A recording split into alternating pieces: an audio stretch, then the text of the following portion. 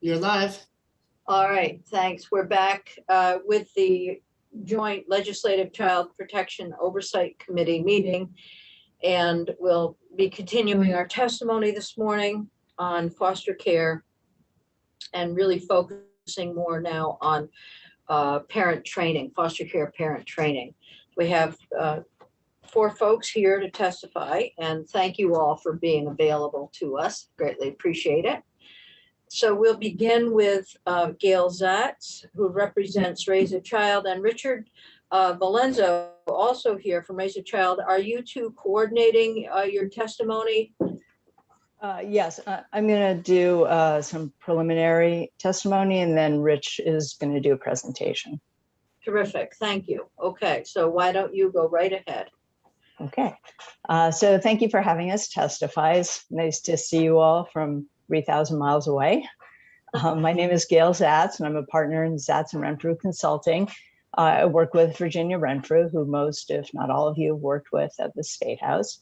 So today I'm here wearing a different hat from my usual lobbyist hat. I'm here with Rich Valenza, who's CEO and founder of Raise a Child. And Rich will introduce himself in a moment, and we'll show a presentation to you. I'd like to give you a little bit of preliminary information as to why we are here before Rich presents. So Raise a Child had its beginnings in Los Angeles County with over 33,000 children in foster care, a little bit different from Vermont. They achieved such significant successes over the years that they decided that they would like to offer their services and models to other jurisdictions. So where we, Virginia and I, come in is that we're helping Raise a Child with their expansion plan to help states and municipalities recruit, retain, and support foster parents. So we're looking at a target goal of 5 states or cities for 2022 as a start. And we're really interested in taking a look at Vermont and other New England states. So a couple of years ago, we had some preliminary discussions with DCF in Vermont. We also reached out to a couple of organizations in Vermont, including the Pride Center. Rich will talk a little bit more about the LGBTQ community as a strong resource for fostering or adopting. And we do have a follow-up meeting scheduled with Deputy Commissioner Radke and Brenda Gooley next month, where we can have a more detailed discussion about what Raise a Child might be able to do to assist Vermont in any way. So how we came to testify today is that towards the end of the legislative session, last session, I watched a hearing in House Human Services Committee about the challenges of placement of children in foster care, particularly the harder to place kids. So we wanted to present information to your committee and others about how Raise a Child might be able to help in any way. We don't have a specific legislative ask at the moment, but we just wanted the opportunity to let you know about the great work that Raise a Child is doing in California and soon to be throughout the nation, and how Vermont might be able to use them as a resource or a tool in their recruitment efforts. We haven't posted anything on your website yet because we wanted to see what issues are of particular interest to you as Rich goes through his presentation, and we can send Peggy the information later on. So with that, I would like to turn it over to Rich to introduce himself and present his information to you. And again, thank you so much for having us today. Thank you, Gail.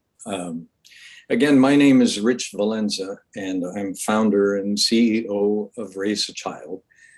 We are a 501c3 nonprofit organization celebrating our 10th year in business. This is not my only work. For 30 years, I have a wardrobing company under contract with the likes of CBS Sports, ESPN, Major League Baseball Network, and all. So my experience is in marketing, and I bring that experience to foster care. If you don't mind, I'll share my screen and start the presentation with you.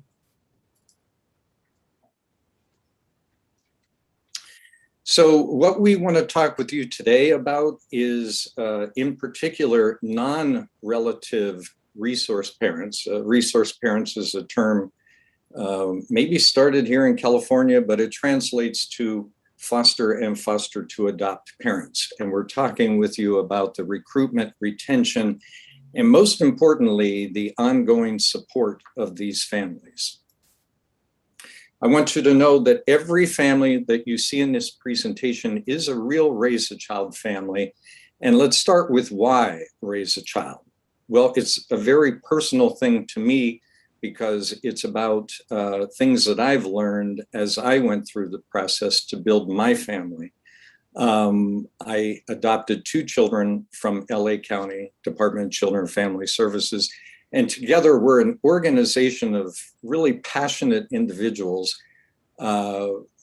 doing work on our own life experience. So for instance, Jason, our parent advocate program director, he adopted 7 kids with his husband and fostered 2 more for a total of 9.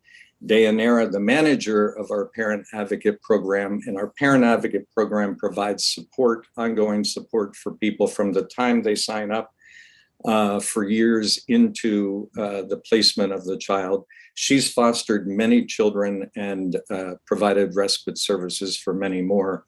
And then 2 other folks on our parent advocate team, which I will explain a bit more later, are former foster youth. So what is Raise a Child? I'll try to simplify it for you, but we are a nonprofit advocacy organization that assists foster and foster to adopt agencies, advance their recruitment, retention, and support of resource parents. To put that a little more, to explain, I guess, our success.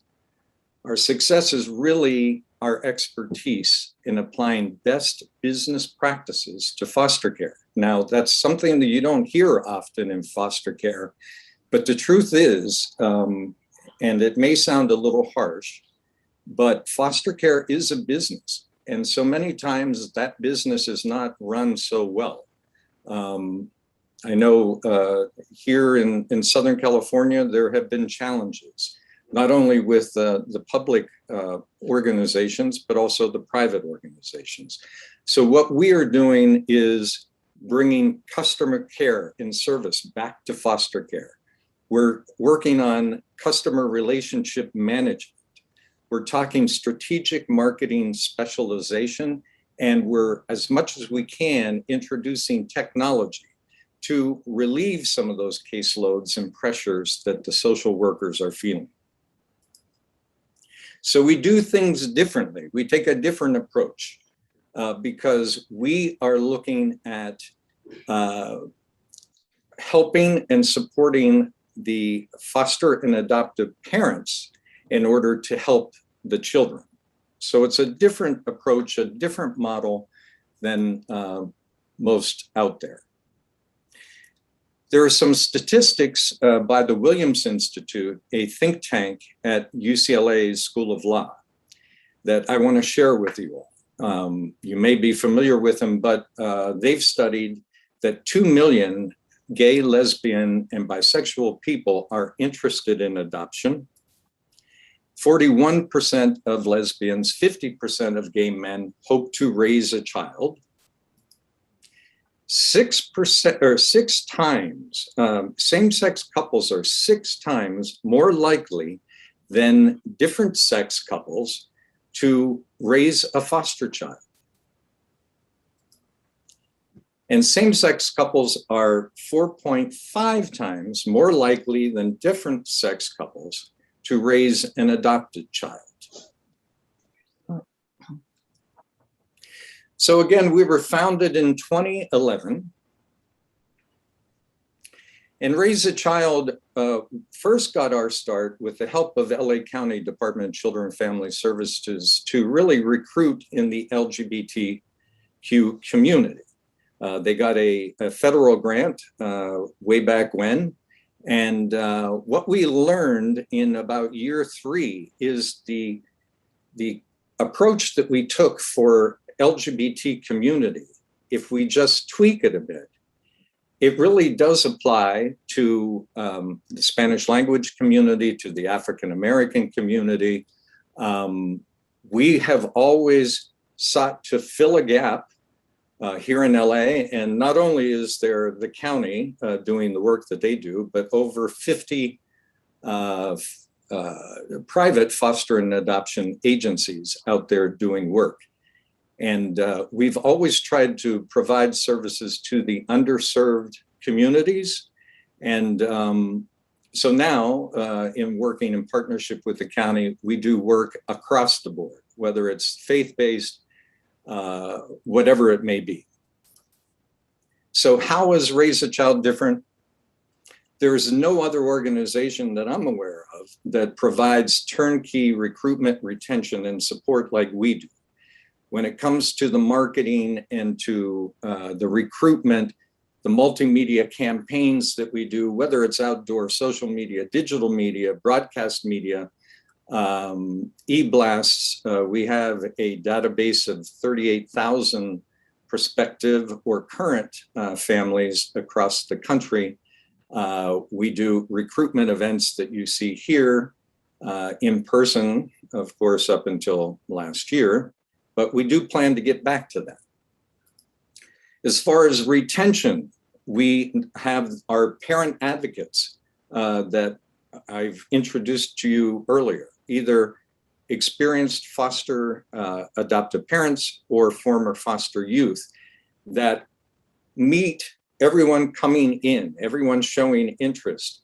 From the time they sign up, they build a relationship with them and help move them through the process, encourage them, inspire them to go through and work as a liaison to the foster adoption agency to help make the process more smooth. We also are doing technology. We developed our own AutoCom program.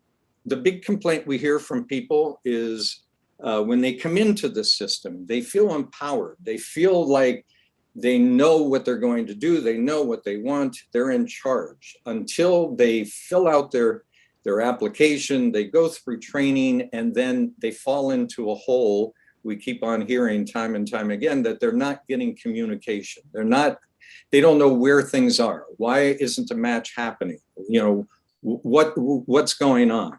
And this program that we've developed over the years keeps the communication open. It's a customer relationship management program that we designed for our needs, a CRM, and it reaches out to people and it surveys them, finds out how they're feeling, finds out where they are in the process, and lets them know that we are available to talk to should they have any questions. And we've improved this customer satisfaction greatly.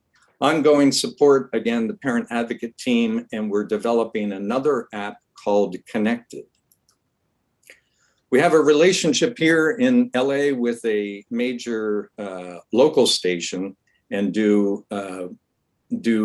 interviews once a month with our families, telling positive stories about foster care.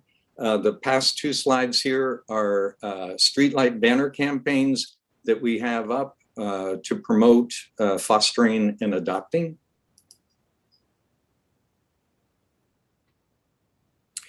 And talking a little bit more about our parent advocate program,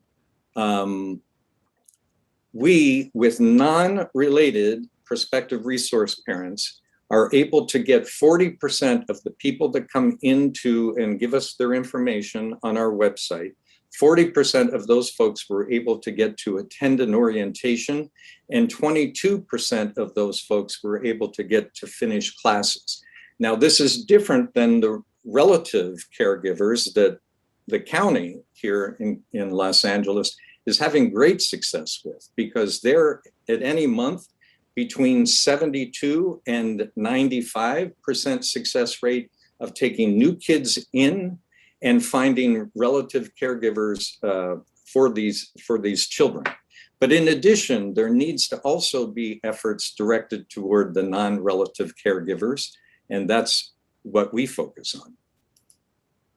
So here's an example. Back in 2018, we got a considerable contract with LA County, and we did what we called fostering home events. This is the turnout that we had for various events that we did around the county. In fact, we did 17 recruitment events for non-relative caregivers. We had a turnout. People actually showed up. Nearly 1,000 people, 354 or 37% advanced, and 20% have been approved so far, and some are taking their sweet old time yet. So that number will go up, I'm sure. This is just a graphic to kind of compare pre-COVID pandemic to the COVID pandemic. And we found, if there is such a thing, a silver lining in the pandemic, in that people were home. We have increased our numbers comparing spring of 2019 to spring of 2020 in reaching people virtually over Zoom. And the outcomes have been better as well. So Gail mentioned about the growth that we experienced in California. With 33,000 kids, LA County having the dubious distinction of having the largest child welfare system in the country, we did concentrate here in Southern California for quite a few years. But what we've learned in these 10 years, we now want to share. We have the model to expand, and this is what we've done here across the state. Something that I think, listening to your meeting here before, something that may be of interest to you. We've worked with the LA County Probation Department here and had great success in finding, this has never, ever been done before in LA County, having non-related resource families step up to get approved and to take in kids in probation. Never happened before. And we have 10 families, and it took us 2 years to get here, 10 families that are not related who are approved, and 24 more that are actively in the process and should be finishing up soon. Unfortunately, the money for this program has dried up in California in this fiscal year, so we won't be continuing, but I am very pleased to explain Forever Friends. Forever Friends is a program that we've worked on too with the probation department, where we're asking people to consider coming in as mentors, lifelong mentors for these kids in probation. And we have 113 people, families approved through this process. Their process for training is a little bit smaller, but 15 of those families so far, and it's a challenge with the pandemic, but 15 of the families have been matched with youth so far, and we plan great success with this program. Ultimately, we're hoping that these families and the youth bond for possible permanency in the future. So one thing too, I want to demonstrate in these photos to you, again, of real Raise a Child families, is how these families grow. We create a sense of community among our foster and adoptive parents, and they feel secure in adding to their family. So initially, when it started, we had a placement rate of about 1.5, and now we are at 1.8, and that seems to be growing and growing. But we don't stop there with the recruitment, retention, and support. We enjoy elevating solutions. So these solutions could be anything from not only assisting in the recruitment, retention, and support, like I've discussed, but helping agencies redesign their marketing materials, taking their orientation presentations and making them more engaging. We produce educational videos, and I have one, a quick one to show you. And, for Sonoma County, we are also, in addition to all of that above, helping them with their call lines and answering their phones for them. And in fact, our team is able to get a higher percentage of people that are calling their 800 number to attend an orientation than the county staff is on their own. Here are 4 examples of these solutions that we've come up with. So initially, in our second year of working with LA County, they said, great, now you've helped us find more LGBTQ plus families, but we're having a problem in that youth about 8 and above are sometimes very skeptical about being placed in an LGBT foster home. What can we do to address this? And so Raise a Child worked with Human Rights Campaign out of Washington, D.C. and the county to create a graphic novel. The purpose of this was to give social workers, because what we were finding were social workers for the county were uncomfortable in bringing up the topic, didn't know how to talk about this with children.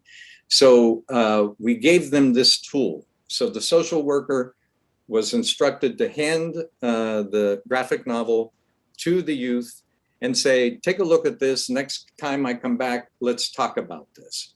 And it had been very successful. We went back to print on this graphic novel 3 times. Another thing. Rich, I'm going to ask that you try to complete your presentation because we have 2 other folks to present during the committee. So, okay. Yeah, that would be great. Okay. And we don't have this, we do not have this slide presentation on our website. You haven't sent it in to us. It would be helpful if we could have access to that. Okay. All right. Sure. Yeah, that'd be great. Sure. Okay. So I think I have like 4 more slides to show you in the video, if you, if that's okay. Yeah, I was going to say within the next 3 or 4 minutes, that would be great. You got it. Okay. So one thing that we're doing here too is working to change the perspective of non-relative caregivers coming in to foster and adopt kids. It usually is that families are looking for kids in the system. What we are doing is changing it, that we are finding families for the kids in the system rather than the other way around. So Raise a Child is working with one of the foster adoption agencies in UCLA to provide a pipeline. We recruit, they train, and UCLA Ties provides ongoing services. We've created this pipeline, and we're talking about trauma educated over trauma informed to give parents really the tools they need to raise these children with great support. Also here, we created a program that I'll jump to here during COVID, where we were frustrated because at one point everything shut down. Kids weren't being placed, families weren't being matched. And so we created a program called the Parent Matching Event. And you'll see here that we've done this monthly. The number of resource families that have attended has grown steadily. We're now at an average of 60 families looking in. The kids do not know that they're being presented. Their social worker sends us photos. We create a presentation similar to what you're seeing here. And we've had great results in this, in moving kids that have very little chance of being reunified with their birth families. And the numbers are pretty impressive. The county wants to continue this. Out of 151 children and youth in 14 events that were presented, nearly double that amount of information or matching forms have been presented. 33 families successfully have been matched with 40 children, and that's not including the past 3 events that we've done. I'll skip that video because of time, but basically want to let you know about our flexibility, our compassion for the resource parents, the community that we present, and that's what makes Raise a Child different. Thank you very much. Thank you. This is a comprehensive report of your program. We greatly appreciate it. And I can see why House Human Services was so enthusiastic. So as you are meeting with Deputy Commissioner Radke, did you say that? Yes. Okay, good. So because one of my questions was how many of the foster kids are citizens and residents of the state and the town that they're in, how many are in agency custody. So in this state, would you be looking at kids in DCF custody, or do you work with other adoption agencies? So in California, we work not only with, so all of the kids that are in the child welfare system are under the jurisdiction of the county. Here, that's the 33,000. Some of those kids are placed in residential foster care under FFAs, they call them. Some of them are in group homes, but the thrust here, as across the country, is to get them out of the group homes into residence. And so we work in LA County with 10 agencies plus the county, and a number of agencies across the state as well. So we're good either way. Thank you. I'd like to make just a brief comment and maybe have Rich respond if he could. I found your presentation excellent. I was a foster parent. I've done work with kids for over 40 years. I've been a kinship foster parent too. I was extremely concerned about the idea of a parent matching event. Something just struck me wrong there. I don't know what it is, but given my background, I just need to express that concern. Something just struck me as that is just not something, and maybe I'm missing something, and we should get more information on that at a later date. I needed to mention that. So, okay. If I may, so here in LA, the child matching events are kind of notorious. Bringing a bunch of kids out to a bowling alley or a park and having them meet prospective foster or adoptive parents in that way. To me, I'm concerned about the trauma that causes for the kids, because they know that in the next 2 hours is my opportunity to find a family to match with. And what if that doesn't happen? And what if the family that they've spent time with doesn't really make that connection? What we've done is, again, flip it so that the kids don't know they're being presented. We're showing only pictures or videos of the kids, and we're sitting and having the social worker or CASA worker tell what they find compelling about that child. We share. I appreciate that, but Okay. you know, in team sports, often I was the last one picked in baseball. So Hard to believe. leave it that way. Other Okay. sports I got picked first, but that's what I'm referring to, and it just strikes Okay. me as not a good practice. Okay, I'll leave that as it may. I just needed to say that. Thank Great. you very much. thank you. Thank you. Any other questions from the committee? This is terrific. Thank you. We'll stay connected, and we'll definitely want to hear a report back from DCF as we go forward. Thank you. Thank you. Thank you. Thank you. Thanks, Gail, for facilitating this. Sure. Okay, so we have also with us Sarah Ward, Director of the Vermont Child Welfare Training Partnership. And Sarah, why don't you, are you going to be introducing Jessica, or are you going to be providing something separate? No, I'm providing something separate. Terrific. Okay, and I know we have something from you on our webpage. Yes.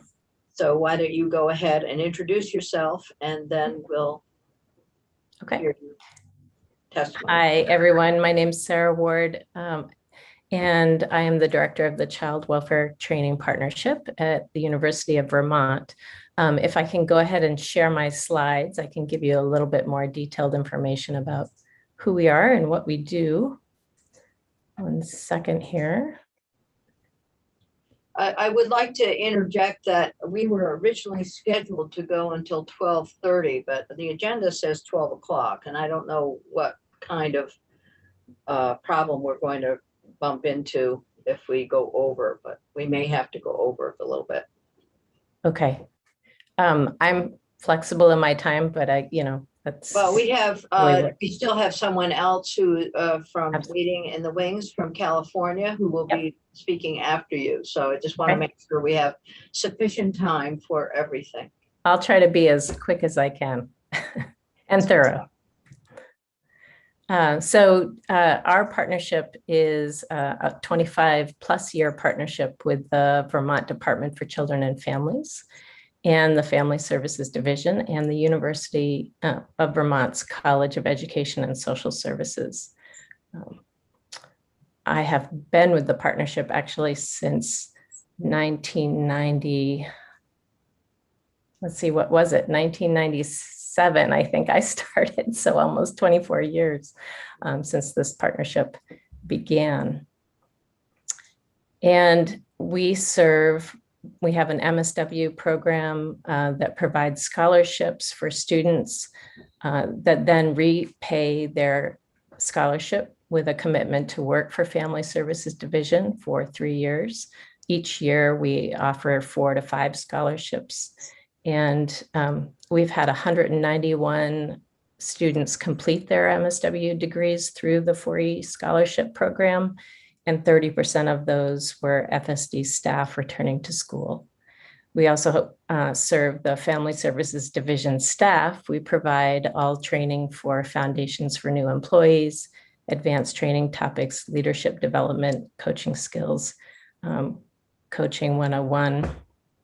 And we do ensure that we do a warm handoff for those students who complete the MSW program into our coaching program.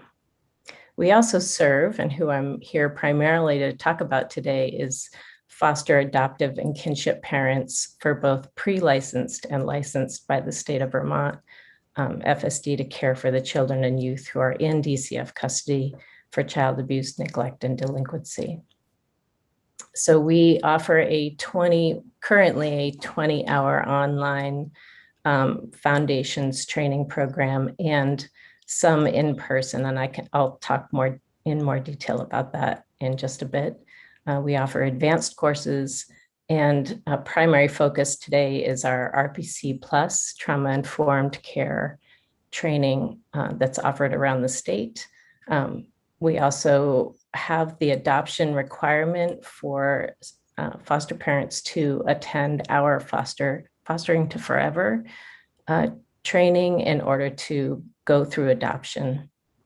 And we also offer advanced adoption courses. And additionally, we serve community partners who work with FSD. We have staff with Easter Seals, community mental health providers, Northeast Family Institute, healthcare and rehab services, residential staff program, Project Family, post-permanent staff, guardian ad litems, attorneys, judges. All of these folks attend many of the conferences that we sponsor and participate in community and online training. Our partnership with the state has been very tight and connected. We sit on work groups. We work with the state to move forward systems change When I first started years ago, we did early service training. We now do pre-service training for staff to take actual foundations before they have a caseload, a workload of clients. We have developed an orientation for foster parents that is part of the recruitment and retention program that Director Gooley spoke of. We have pre-placement foundations, 20 hours of online work that is now offered. And we've been working with the state on the development of safety culture after Lara Sobel's murder in 2015. We also work to embed trauma-informed care into foster homes and residential programs. I'll be talking about that in just a moment, and identify competencies and standards for child protection, youth justice professionals, and foster parents across Vermont. So we have, this is from our annual report from 2020, which you can find on our website, and the link is embedded in our presentation today. We had 480 caregivers complete orientation and 770 caregivers complete foundations, 246 caregivers completed fostering to forever. That was specifically for their adoption requirement, and 254 caregivers completed advanced caregiver training.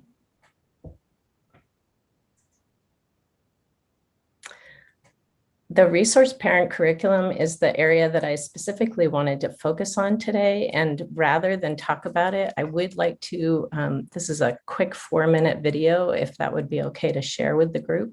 That would be terrific. Thank you. I think you'll find it informative, and then you don't have to have me reading a slide. So I'm going to, I think in order to share it, I need to go to stop sharing and then share again, because I need to show you, I need to pull the video up in order to share it. So if you'll hang with me for just 1 second. And we also have the link on the PowerPoint that you sent us. Great. Yeah.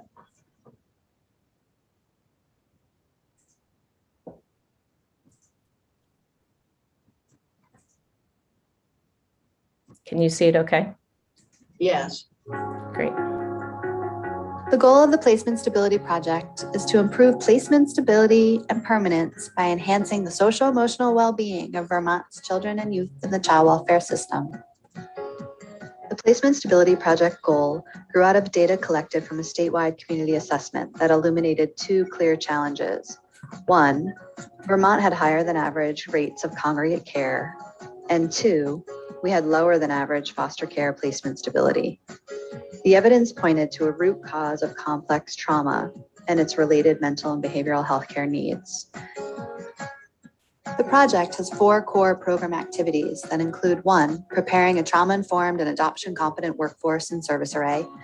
2, providing training and mentorship to resource parents. 3, implementing the CANS tool as a progress monitor. And 4, enhancing interagency collaboration, case planning, and referral to appropriate services. This presentation will focus on what we've learned from the development, implementation, and evaluation of 1 of the caregiver support activities.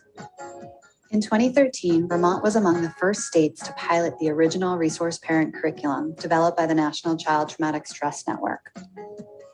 Since then, we've adapted the RPC to include concrete and positive parenting strategies for the in-the-moment challenges. We call the adaptation TIPS, trauma-informed parenting skills. In total, we have trained over 300 foster, kin, and adoptive caregivers in the RPC plus TIPS.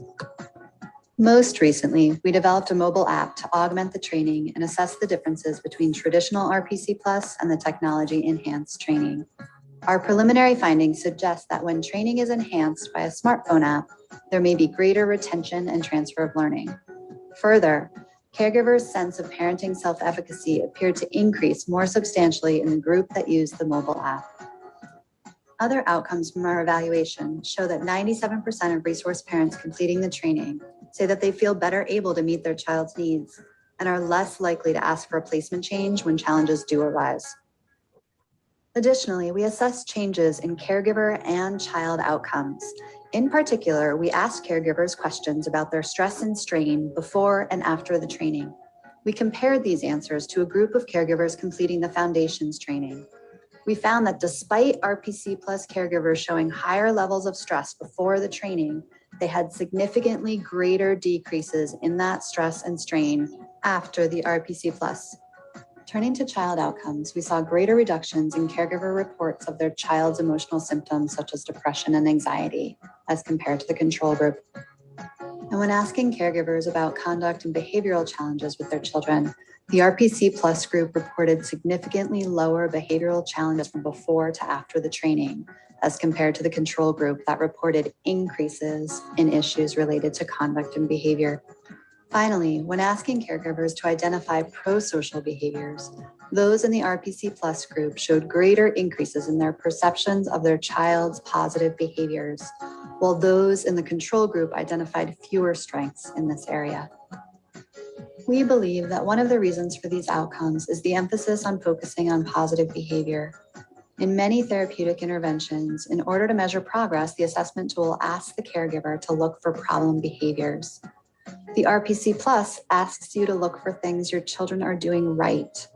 By doing so, it helps not only identify child strengths, but reinforces pro-social behaviors and builds trust and stronger relationships. I want to thank each one of you for taking the time to take this training.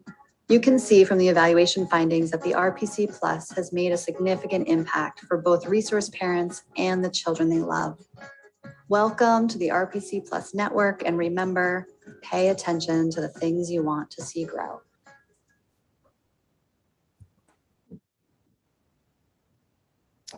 So I'm going to go back to my slides now. Thank you for your patience as we work through this. Go ahead. We have a question from Oh, somebody. sure. Absolutely. What's up on our website is everything except for what you just presented in the little presentation. Is there any way we It's can? see the little YouTube on the slide. Yeah, Yeah, I right see it. here. You have to copy it. So, but is that I went right to it. It comes right up when you. okay? From Perfect. that link. Perfect. Thank you. Okay. Yep, I got it. Does that answer the question? That answers my question. Okay, great.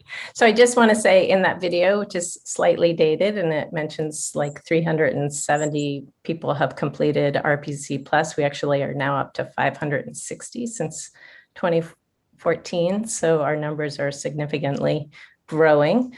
One of the reasons for that is that we have trained, I'm going to skip this slide. You can read that on your own. It just sort of gives you some personal impact of this training. I want to talk more about what we have done to implement this across the state. We have worked with the mental health designated agencies in all 12 districts served by Family Services Division. And we use a training of trainer model with actually coaching and mentoring support as well. Amy Blasky Branch, for any of you that know her, she's sort of synonymous with RPC Plus. Everyone knows Amy if you've ever taken this course or been involved in working with this material. FSD has financially supported the DAs in implementing those classes by supporting paying for manuals, childcare, space, and we continue through our partnership to provide that ongoing mentorship. In addition to all of our other training needs that we meet for the state, we continue to offer it's actually 1 to 3 sessions per year for specific groups. In FY21, we did 2 sessions for adoptive parents, and we did a specific session which we adapted the curriculum to meet the needs of residential program providers. We had 20 staff from 12 different residential programs who completed the course, and also went on to take the training of trainer workshop so that they can begin training it to their additional staff within their residential programs. And in FY22, moving forward this year, we will do another round of RPC Plus with residential providers and continue the training of trainer course. We also do the training of trainer course every year for the mental health agencies, and that helps them to continue to build their bandwidth of who is able to provide this training out into the larger state system. Are there any specific questions about RPC Plus before I move on to other trainings? And I can't see hands. This is tricky. Oh, we're fine. You're good. Okay. If it's all right. Senator In your presentation thus far, and I know DCF pays foster parents based on the acuity of a child and the age. Do you have any of this divided up by age and acuity? I do not have this up divided by age. I was also you had asked the question earlier about kinship providers, and we do serve all kinship providers who are going through the licensing process. The only providers that we don't tend to get a lot of training from, attendance from, is the conditional custody orders, because those families are they're voluntary and they're not required. But we do accept them into our training if they want to attend. But in terms of the success of the program, it's not divided up. I mean, 2-year-old, it may be very different from a 17-year-old. We dealing with the problems, etc. And so I just curious in if you've looked at that plus the acuity of the child. We don't have anecdotal. We have anecdotal data of foster parents who've talked about the importance of the training that they've received from us, but we don't collect data specifically as to the ages of children of the foster parents. It'd be interesting to find out from DCF if they're collecting. If we could do a match, right? Yeah. If DCF is collecting any information regarding this. Yes. Agreed. Yes, it goes back to the results-based accountability. That was the term. Yes, absolutely. So popular a few years ago. Thank you. Yes, absolutely. We do, all of our training in fact, is trauma informed. So we're always looking through the trauma lens. Other advanced trainings that we offer are to foster parents are at mental health, substance abuse, and misuse, vicarious trauma, self-care, PACEs, which I'm not sure how many of you are familiar with, but there's a new national, conversation, not just about ACEs, the adverse childhood experiences, but PACEs, looking at the positive experiences that can impact children who have a history of ACEs. So, new language, and it really ties so nicely with our RPC Plus curriculum. And in the development for this coming year, we have a racial equity course that will be piloted this year, and a caring for youth. So specifically looking at those adolescent needs. We would assume, as you ask the question about ages of the children of the caregivers, that those foster parents who end up signing up for the caregiving youth are the ones that are taking care of youth or are at least interested in that. But we haven't, as I said, we haven't collected that data. We also have a whole series of online courses, and you're welcome to check out our website, which I actually don't believe that I included, but I'll put it in the chat, which is vermontcwtp.org. And you can also find it by going to UVM to the social work department, and our link is listed in there as well. I believe that is all that I had to share with you today, but I'm happy to take any questions. Sarah, thank you very much. That's excellent. We really appreciate it. And any additional data that you gather as a result of Senator Sears' question or other things you've heard today, that will help inform us going forward. Absolutely. And I'm happy to, send additional data from this year's annual report, which should be coming out sometime in October. Okay, that would be good. We will post it on our webpage, and if it's appropriate, we may invite you back in. Great. All Thank right, you so much. great, thank you. Committee, any other questions? All right. We have with us Jessica Valelli from ProAct, and she's out in California. So we appreciate the time they've taken to be with us this morning. And it's nice to meet you in person, sort of in person, telephonic. So thank you. And Jessica, why don't you go ahead? We have 3 slides from you, or 3 pages from you, that you're going to share about ProAct. Yes, absolutely. So thank you for this opportunity. Good morning to everyone. Listening to all of you, I have to say, I am really impressed with the amount of thoughtfulness and care that your whole state is putting in to this for your kids. I think is amazing. And the fact that you have so few kids in care is tremendous, because we come from California and we have so many kids in care. So that's amazing. So kudos to you for that. Just to give you just a little brief history, ProAct has been around about 35 years, and we are a training company that we focus a lot on de-escalation and intervention. And it was actually created by a pool of people, nurse practitioner, psychologist, somebody coming from residential care, teachers, variety of different backgrounds have kind of put together what ProAct is. And over time, we have gone from just working in a more mental health situation to really branching out into working with foster parents and hospitals and schools, outpatient programs, and so on. And we really thought about the questions that we had talked about over the phone. Like, why are there more escalated behaviors? Why are there more aggressive behaviors happening in this time frame? And we kind of broke it down to a couple different areas when we were thinking about it. One is, of course, so many kids now have trauma. So many kids have had some sexual abuse or physical abuse or verbal abuse. 28% of kids have had some type of verbal abuse in their lives. And it directly impacts how they view the world.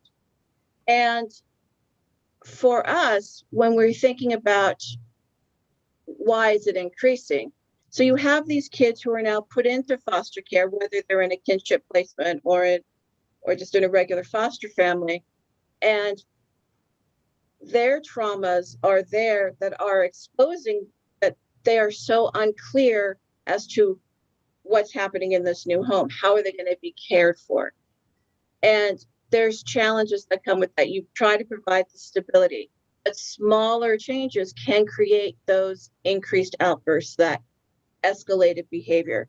So when we're talking about training of the parents, we really want to talk about what can we do to help support those parents with what's going on.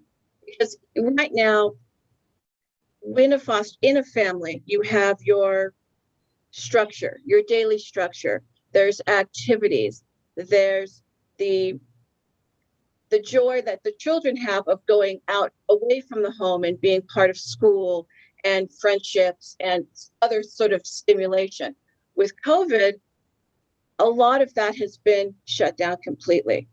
And any kid, whether it's your healthy personal child, has a difficulty when you're constantly as a parent saying, no, you can't do this. No, you can't go out. No, you can't continue to do that. And we all get frustrated. As us as parents being stuck in a house in COVID, we felt a lot of those same struggles as well. But when you talk about foster youth, when you don't have that structure, when you don't have those activities, it creates a lot more frustration in those children. And you see them acting out in these more escalated behaviors. And so when we talk about training, our recommendation is for the foster parents to have, like a lot of you had said, a foundational training. We have about a 1-day de-escalation training that focuses more than just how to de-escalate the child, but it focuses also on what do the parents need to work on in order to safely interact with those kids, to help be successful in that de-escalation. And we talk about self-care for the parents and understanding your self-control, because if you're out of control, you can't help that child regain their self-control. So we work on creating this 1-day program that talks about what do we do to create a positive environment? How do we understand the triggers? How do we understand what those aggressive and assaultive behaviors are? And with those triggers, what are the de-escalation strategies that we can put into place? How can we help reduce that yelling, that screaming, that throwing of the chair? And so we have this training that we put on for foster parents. And then we follow it up with what we call roundtables, 2 interactive sessions after the training, so that if the training was conducted at the beginning of August, 4 weeks later in September, we would offer a roundtable, sort of a free roundtable session where the parents could come back in and talk about, this is what I've tried from the class that I took. This is what's been working. This is what's not. I have questions about this. How can we work it out? And be able to have the, either as many foster parents that can attend for that session. And then we have one 8 weeks further down the line. So now that they've been working on it for a few months, how's it going? To be able to provide that ongoing support for them. We also then recommend having a series of enhancement programs. We call them workshops, where there are 2-hour workshops on a variety of different topics that could provide ongoing support to the foster parents. Managing a self-control plan, working on your self-care, how to be patient, understanding the fight-flight that comes with kids. Because oftentimes when somebody gets triggered and they feel fear or frustration, they're going to want to run or they're going to want to fight. And how do you help somebody in that fight-flight? How do we as parents even manage our fight-flight? If you do have that child who is escalating and banging on the window or throwing a chair, how do you manage yourself in that fight-flight moment that you can help the child in crisis? And we have things about how to handle the stress of working with your foster youth during the holiday times, particularly if you're not a family. They see that picture perfect family and they're out of placement, they're in a different placement. How do you manage the stress of those holidays? How do you work with children with autism who are in foster care? And how do we handle, the fear that the children are feeling being put into placement and the behaviors that come from fear? So we have a whole series of trainings that we can provide that would help feel both only staff, but also parents feel more confident in working with those children and feeling that they have a set of tools that they can use, whether they're in, homework time or out on a picnic and the child should become agitated or escalated. So we do try to provide a series of tools for that. We also have a series of trainings that we can also provide to DCFS. We recently did a training for the Vermont DCFS, some employees for them on de-escalation. We are currently working with the state of Maine on a foster parent program there. And we've also worked with California Community Care Licensing, which is the oversight committee over a lot of the DCFS and children in placement. And we did a training with their analysts about behavior and de-escalation and what to look for in group homes and foster families and other programs. And so we feel that to really help the foster kids in in placement, we want to be able to provide support to the parents, but also provide training and support for the people who help the parents, the analysts, the DCFS workers, etc. And so what I have set up for you was just a quick 3-page report that talks about what we can do, how we could help. And we could also, and as we've done in the past, create trainings that are much more specific. So if you have a set of foster parents who are struggling with one particular issue, we can create trainings to address specific needs of the foster parents and do follow-up for that. Because the one thing that we realize is in this time with COVID, so many parents, whether they're biological or foster parents, have been hit so hard by COVID. You know, even just many have lost their jobs. They have much more pressure on their lives, which makes it harder for them to even interact with their families because of the stress that they're feeling. And we can see that higher burnout with foster families when you're in there with the kids day in and day out. You may not be working, you're trying to do their schooling, and it's a hard time for everyone. And it's no doubt that there are more escalated behaviors. And so we really want to be able to provide support for everyone in that way. So I did a very smaller presentation, but I am happy to answer any questions that you might have. Thank you, Jessica. That was terrific. And as you were talking about your programs, we were looking through the information that you gave us, and you covered it. You covered all of it nicely. Thank you. Questions from the committee? Have you done some of this work in Vermont? We've recently, like I said, did a training last month for the DCFS. We worked with Brenda, and we trained 17 of their DCFS people in a de-escalation training. And then in August, we're doing another one for their foster parents. Terrific. Okay, thank you. So it'll be great for us to hear how that, what happens with that process. Absolutely. Yeah.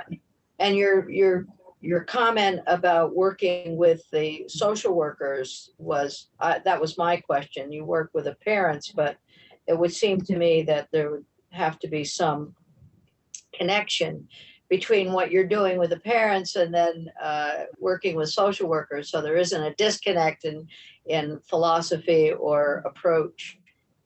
Correct. Yeah. Absolutely. Yeah, good. All right. Committee, any other comments or questions? This has been terrific. We're starting to get our feet wet in all of the training issues for not just for the parents, but then also for our MSW folks. And Sarah will stay in touch with you. Obviously one of the key areas in our state in a number of professions is workforce, needing more. So at some point it might be helpful for us to understand how we might increase the number of MSW personnel, professionals working not just with foster children and families, but in other areas, including substance use disorder, mental health, and so on. I'd be happy to come back and talk about that at another time. We can look at 4E, Title 4E scholarships actually can be applied for staff who are working at community partner agencies. We just haven't expanded the contract in that way because, monies are always tight. And so figuring out how to do that, it's a little bit less of a reimbursement rate. And that's, you don't want me to go into all the complications around 4E funding. No, it works. But we'll try to get back to. Yeah, I definitely will come back and talk about that. Great. Okay. Thank you. Committee, are we, any other questions? No? Okay, I think Peggy, I think we're going to end the meeting at this point. We do have some procedural issues to talk about as a committee, so I think we'll go off of